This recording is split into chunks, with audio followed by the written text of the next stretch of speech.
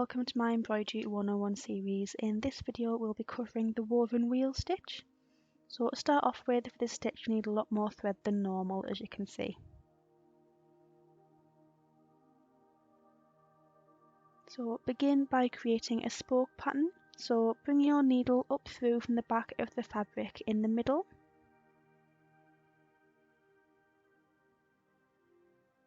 And then place it back down just a stitch length away.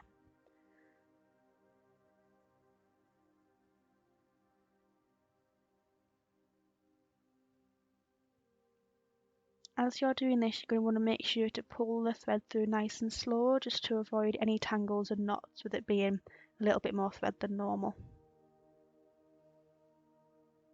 So again, just bring it up from the middle.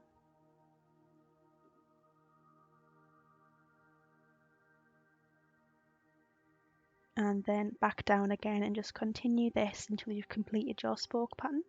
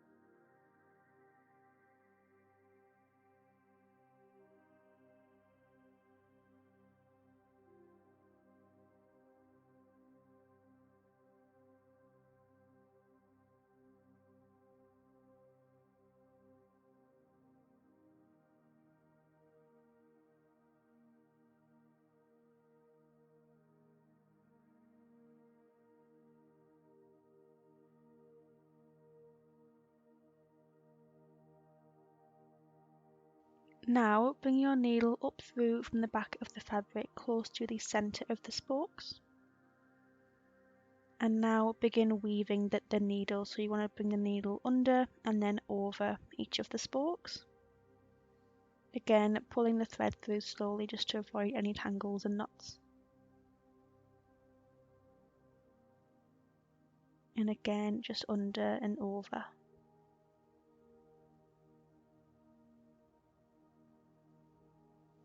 As you're doing this, you can keep the thread as tight or as loose as you want. I do tend to pull my thread quite tight because I just prefer the way the end flower looks. But if you want more of an open flower look, you can keep the thread a lot looser.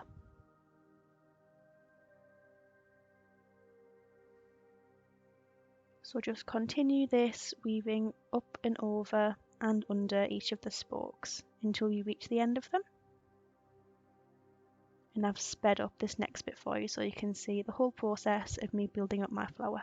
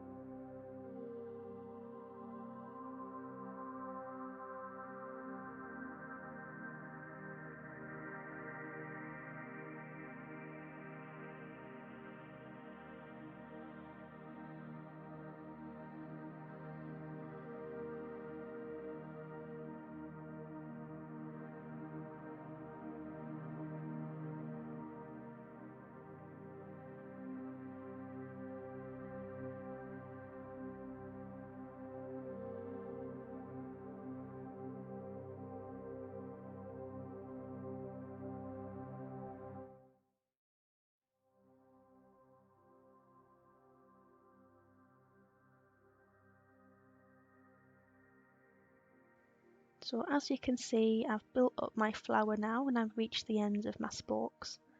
So now it's time to finish off the flower just by hiding those little bits of thread that you can still see. So pop your needle down through the fabric and just keep doing this around the flower until you've hidden each of the spokes. Let's bring it up under the flower and then back down again, just hiding the ends of them. And just continue that until they're all hidden, and then you will have completed your woven wheel stitch. This is definitely a favourite of mine. It does use up a lot of thread, but I love the end effect that it makes.